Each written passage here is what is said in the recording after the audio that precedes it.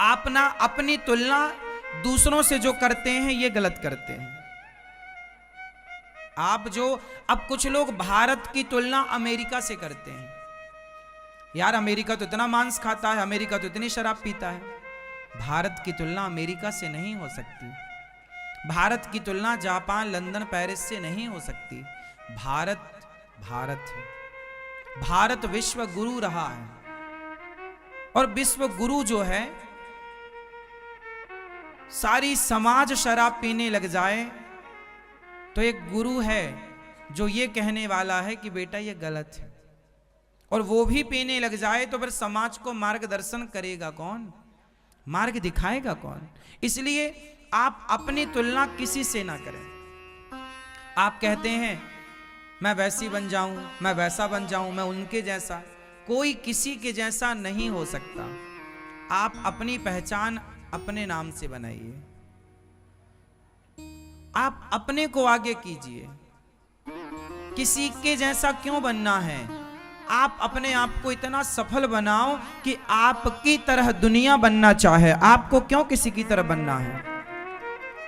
इतना सक्सेस करो अपने आप को, इतना मेहनत करो, इतना तपो, इतना आगे बढ़ो कि दुनिया आपकी तरह बनना चाहे। आपको क्यों किसी की तरह बनना है?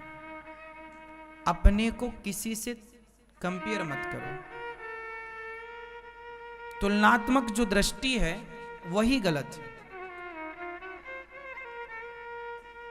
हमें अब जैसे हमारे देश में एक बात आपने सुनी होगी, बहुत लोग ऐसे हैं जिनकी आर्थिक स्थिति अच्छी नहीं है, लेकिन फिर भी बैंक से कर्जा ले लेकर के शौक में गाड़ियां खरीद लेते हैं, कर्जा ले लेके बड़ा बंगला बना लेते हैं, और बाद में चुका नहीं पाते, बैंक आके नीलामी कर देती है।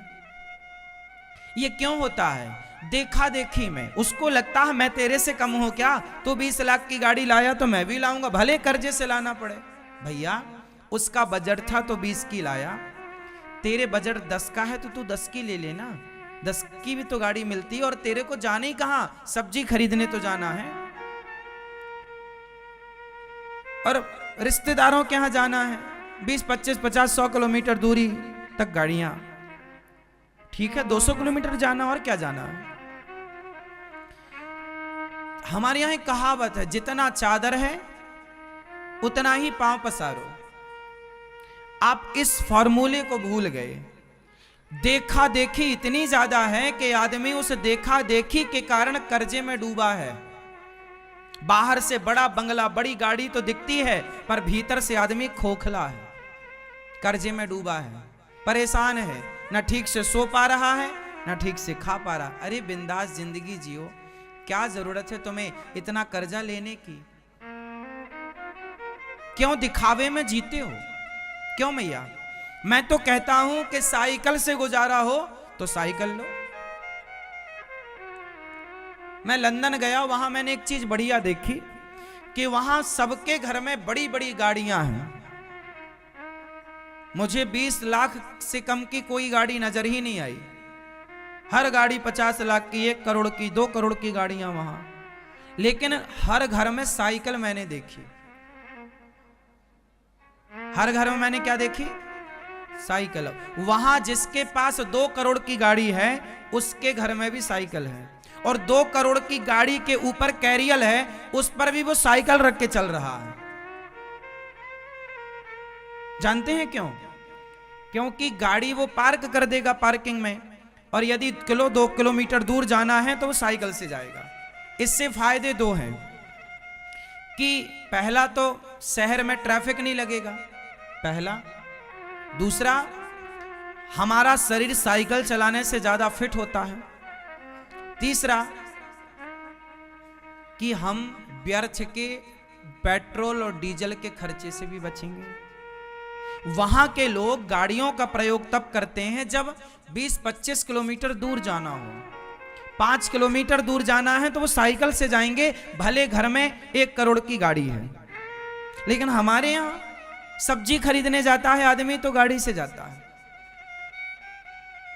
आप बताओ, भारत में सब्जी खरीदने कौन साइकिल से जाता है? सब एक्टिवा से जाते हैं, टू व्हीलर से जाते हैं, जिसके पास जो 2 चक्के की गाड़ी है वो उससे जाते हैं। आपके घर से यदि सब्जी की दुकान 1 किलोमीटर दूर है तो 1 किलोमीटर जाना, 1 किलोमीटर आना, 2 किलोमीटर, तो पेट्रोल डीजल का खर्चा हुआ कि नहीं? चलो अब तो बैटरी की गाड़ियां आ गई, फिर भी बिजली का खर्चा है। उत्तम क्या है? साइकिल, कोई खर्चा नहीं, एक बार खरीदो साइकिल। और इससे क्या होगा? आप जिम जाते हैं, जिम में 5,000, 8,000, 10,000 रुपए महीना देते हैं, और जिम में भी जाके साइकिल ही चलाते हैं, तो साइकिल यहीं चला लो ना, सब्जी लेने चले जा, मूर्ख आदमी कहीं के। मतलब नहीं, आजकल आदमी को देखा देखी में मरना है, व्यर्थ के खर्चे हैं, सादगी खत्म हो गई। आज का इंसान केवल देखने दिखाने का है, मेरी मां भीतर से खोखला है, कर्जे में डूबा। एक आदमी के पास बड़ी गाड़ी, बड़ा बंगला, वो कर्जा बोले 50 लाख का कर्जा, 1 करोड़ का कर्जा। आग लगे तेरे इस गाड़ी बंगले में, इतना कर्जा। महाभारत में घटना घटी, आपने सबने सुनी होगी।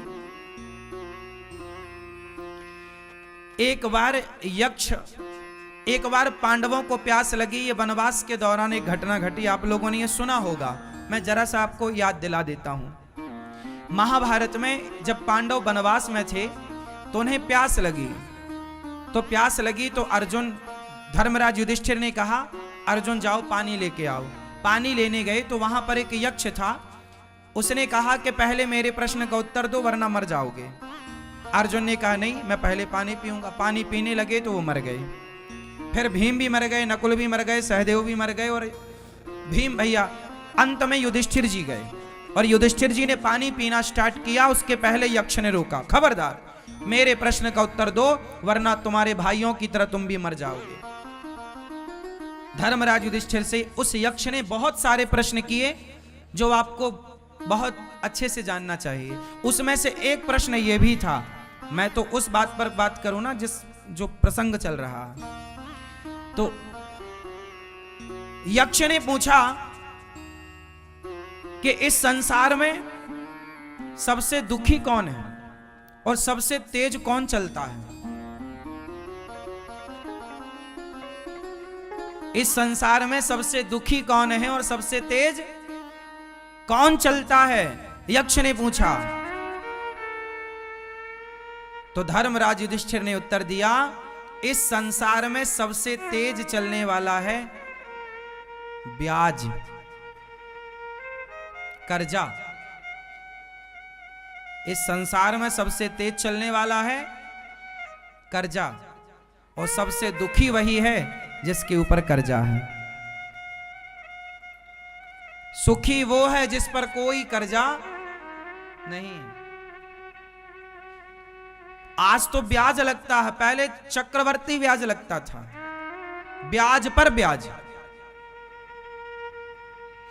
हमारे देश में से कितने लोग हैं जिन्होंने 5,000 रुपए लिए और 10,000 चुका दिए, फिर भी 5,000 का कर्जा जस की तस है।